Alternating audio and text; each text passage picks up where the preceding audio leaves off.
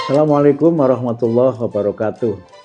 Saya Abdul Bukti, Menteri Pendidikan Dasar dan Menengah Republik Indonesia.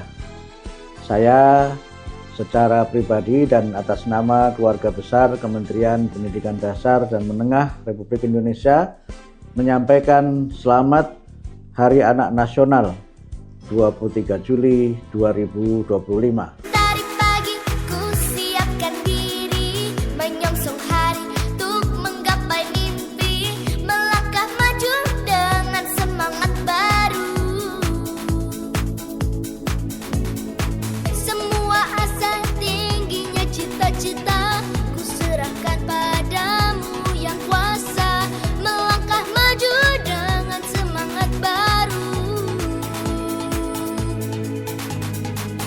Angkat tanganku,